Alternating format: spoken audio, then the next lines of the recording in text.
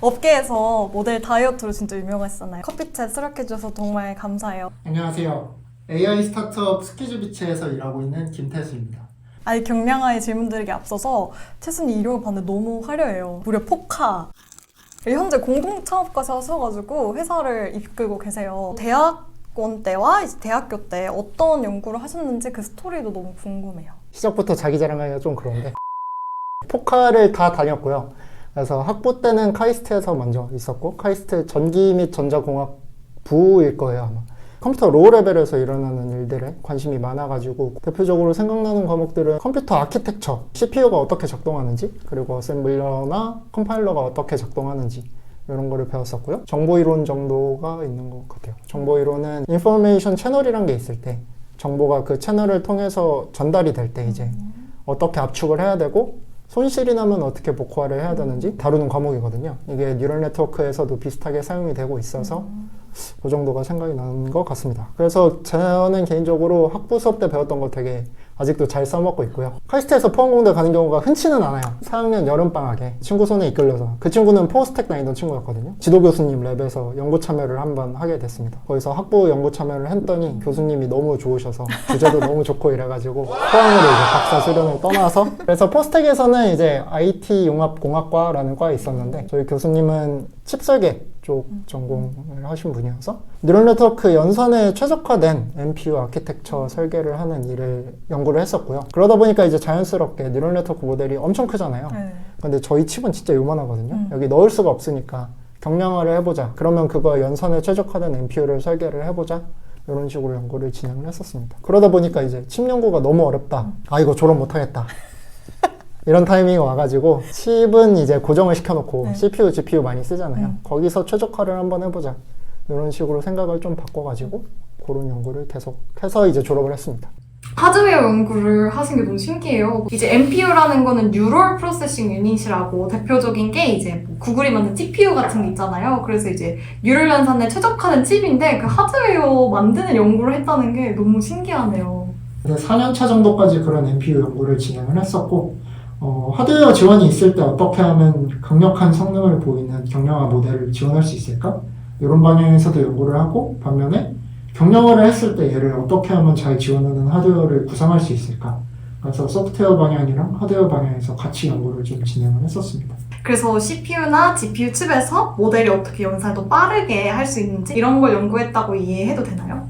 네. 어떻게 하면 이제 하드웨어가 딱 주어졌을 때 CPU는 CPU, GPU는 GPU 이렇게 정해졌을 때 최적의 연산해주는 코드로 바꿀 수 있을지 이런 연구를 했다고 보시면 될 것 같아요. 진님도 이제 연구하실 때 쓰시겠지만 일반적인 연산들은 되게 잘 돼 있잖아요. 파이토치, 텐서플로우 이런 거 써보면은 편해요. GPU도 되게 잘 되고 그래서 그쪽에서 연구를 하면 사실 만들 게 많지는 않기 때문에 저 같은 경우에는 경량화를 진짜 엄청 많이 한 극한까지 한 모델을 어떻게 하면 CPU, GPU에서 잘 돌릴 것이냐 이런 방향으로 연구를 했었습니다. 그래서 아직 사실 CPU, GPU 잘 돼 있지만 그런 극한 경량화 모델은 지원이 조금 덜 되거든요. 하드웨어까지 같이 듣는 이런 AI 분야의 얘기는 진짜 듣기 힘든 것 같아요. 제가 모델을 학습시키는 사람 입장에서 얘한테 어떤 데이터를 주고 어떻게 뇌에 뉴런들을 조작해서 똑똑하게 만들까 이런 거 했다면 뭔가 태수님은 뇌 구조 자체를 바꿔버리는 연구를 하신 것 같아서 너무 신기합니다. 그러면은 이렇게 대학원까지 가시다가 어떻게 창업을 하시게 되셨어요? 이것도 사실 흔한 선택은 아니긴 하죠. 이상한 선택들을 많이 하고 있는데 저 졸업하고 나서 대학원 동기들이랑 바로 창업을 한 케이스고요. 그래서 얼마 안 됐어요. 사실 작년에 창업을 했는데 경량화 자체의 좀 특성 때문인 것 같은데요. 소프트웨어 측면에서의 이해도 되게 중요하고 아니면 하드웨어 측면에서의 이해도 되게 중요하거든요. 그래서 그거를 다 해야 되는데 저도 이제 사람이니까 그걸 다 해결할 수는 없단 말이죠. 그럴 거면 이제 팀을 만들어야 된다. 내가 못하는 거를 채워주는 사람이 필요하다 이런 생각을 했는데 어차피 랩에서는 하고 있었는데 그거 그냥 그대로 하면 되는 거 아닐까? 이렇게 생각이 좀 흘러가서 창업한다는 것 자체가 어쨌든 리스크가 있는 선택이니까 해도 되는가에 대한 고민은 조금 있긴 했어요. 제가 3, 4년 전만 해도 학회 가가지고 뭐 회사 분들 만나서 저 경량화 연구해요 이러면 재밌는 거 하시네요 이러고 그냥 가시고 막 이랬거든요. 그래서 어느 순간부턴가 가가지고 저 경량화 연구하고 있어요 그러면 관심도 되게 많으시고 저희 이런 서비스 해야 되는데 혹시 이런 거 경량화 가능하냐 이런 식으로 계속 좀 물어보고 저희도 물어볼 거 물어보고 이런 순환이 가능해지더라 보면 어쩌면 경량화 요즘은 좀 핫한 분야일지도 약간 이런 생각이 들면서 고민을 조금 덜었던 것 같습니다. 본격적으로 이 경량화에 대해서 묻고 싶어요. 제가 모델을 다이어트 한다라고 계속 했는데 이제 실제 용어는 경량화, 모델 컴프레션이라고 하죠. 그래서 AI 경량화는 무엇인가요? 이제 기술적인 얘기를 좀 해야 될 것 같은데 사실 경량화가 왜 필요해졌느냐를 아는 게 조금 더 필요할 것 같거든요. 그래서 그런 백그라운드를 조금 설명을 해드리자면은 최근에 몇 년 새에 AI 모델 성능이 되게 많이 올라왔잖아요. 네, GPT-3라든지 이런 되게 큰 대규모 언어 모델들, LLM이라고도 하는데 이런 것들이 되게 성능이 좋아졌고 특히 챗GPT가 성능이 진짜 좋았잖아요. 그래서 인상적으로 하면서 일반 대중들한테도 이 AI 모델이 되게 좋다는 게 좀 널리 알려지고 있는 것 같아요. 그거에다가 이제 요즘 뭐 디퓨전 모델 기반의 서비스도 되게 핫하잖아요. 렌사라는 앱 같은 경우에 아바타 만들어주는 서비스로 돈 되게 많이 벌었고 생각보다 그런 서비스 몇 개가 있긴 한데 우리 실생활에서 쓰이고 있는 AI 기반 서비스가 많지 않다는 거를 또 사람들이 되게 많이 느끼고 있는 것 같아요. 저희 이걸로 서비스해요 하는 경우는 사실 뭐 챗GPT 아니면 뭐 렌사 요즘은 스노우에도 있는데 그 정도가 끝이잖아요. 그런 문제들이 좀 있는 상황입니다. 굉장히 공감하는 게 이제 챗 GPT가 엄청난 사건이었잖아요. 성능이 너무 뛰어나서. 근데 사실 사용하려면 오픈 AI 홈페이지 들어가서 거기서만 입력해야 되죠. 근데 실제로 우리가 생활하면서 우리가 쓰는 기능에 들어오지는 아직 않았어요. 그래서 모델의 엄청난 성능과 그거의 적용 간에 엄청 큰 간극이 아직 있는 것 같아요. 네, 실제로 일상적으로 우리가 쓰는 휴대폰이나 뭐 스피커 이런 거에 아직 엄청 좋은 AI 모델이 들어가 있는 경우는 잘 없죠.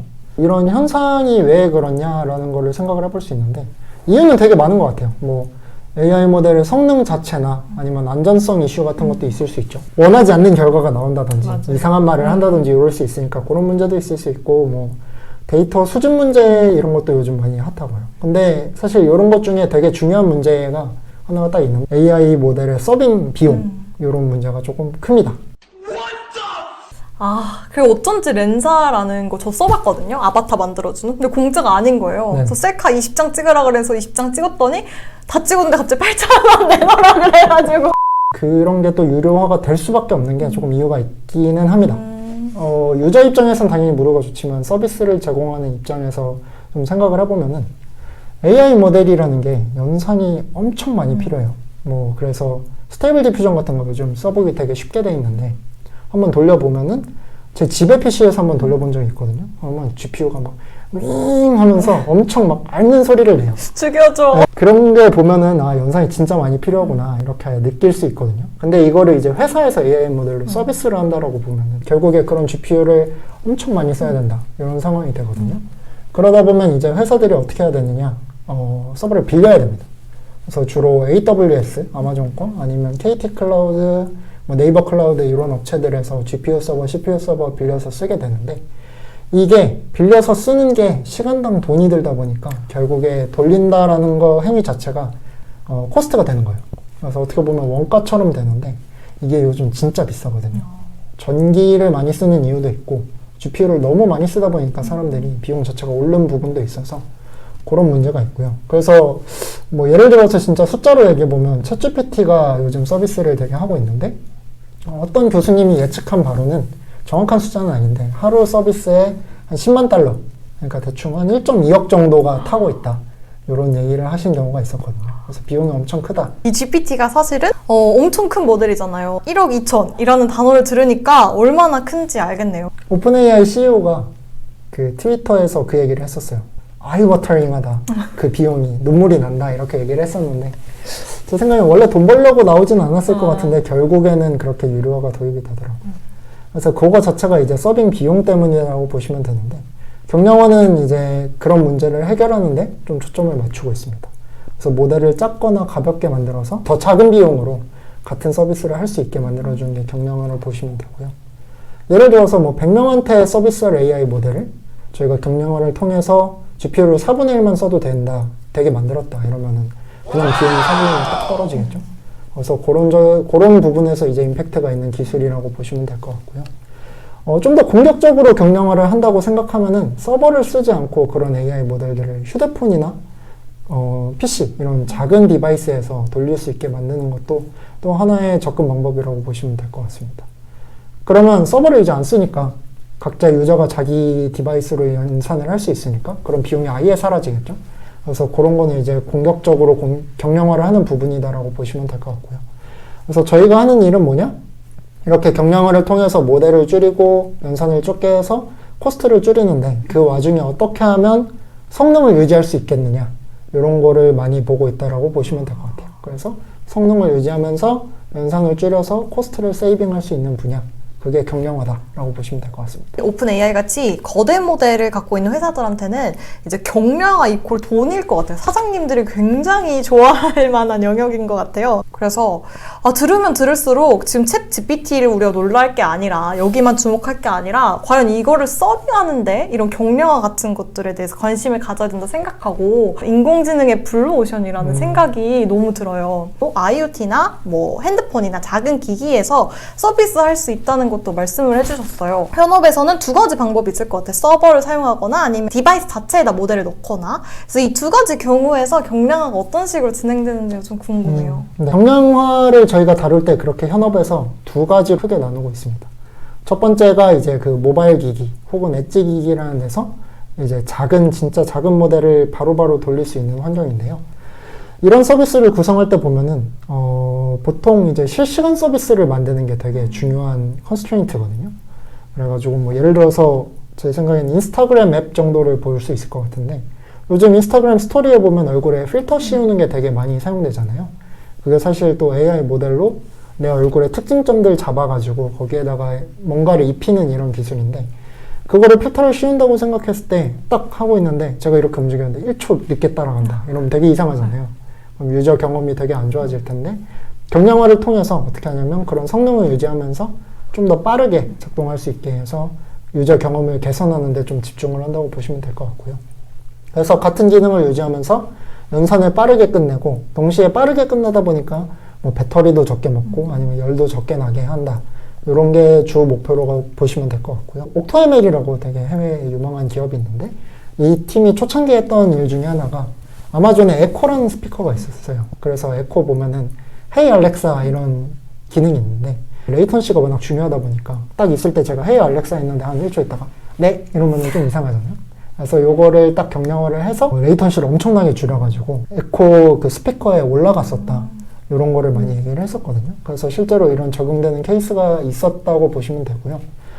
그 외에 모바일 환경에서 저희 회사에서 하고 있는 일들이 되게 많은데 안타깝게도 그거는 아직 공개할 수 없는 부분들이 많아가지고 엣지 디바이스, 온 디바이스 정말 많이 들어봤거든요. 엣지 컴퓨팅 이런 것들이 IoT 자체에서 인공지능 모델을 탑재를 해서 서버에서 오는 시간을 줄이는 거잖아요. 그래서 아까 비용을 얘기하셨지만 또 엣지 디바이스 같은 경우에서는 이제 유저 경험과 정말 밀접하게 경량화가 연결이 돼 있는 것 같아요. 그래서 제가 막 알렉스한테 얘기했던 것들이 이제 서버에 간다고 생각하면은 약간 찜찜하거든요. 근데 데이터가 서버까지 안 가고 내 디바이스에서 끝낼 수 있다. 이런 데이터 안정성에 대한 장점도 있을 것 같아요. 거기까지가 이제 엣지 관련 정도고 다른 큰 가지 중에 하나는 말씀드렸듯이 서버에서 개선을 할 수 있다 이런 측면인데요.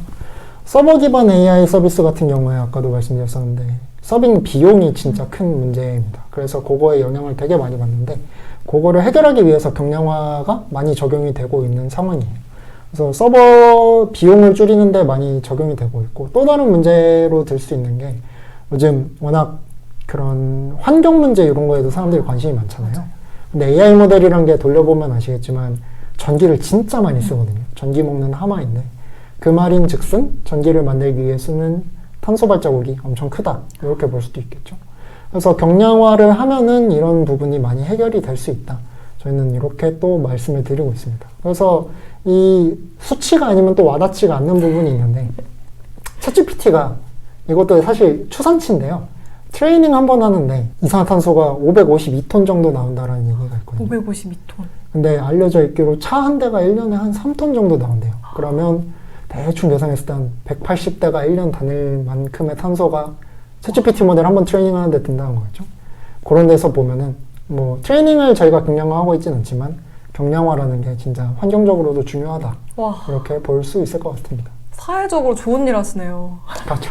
그러면 지금 얘기해 주신 거 말고도 현업에 진짜 이거는 꼭 경량화 써야 된다. 이런 분야 뭐 있을까요? 어느 모델이든 어느 분야든 인공지능으로 서비스를 하려면 경량화가 필요한 것 같아요.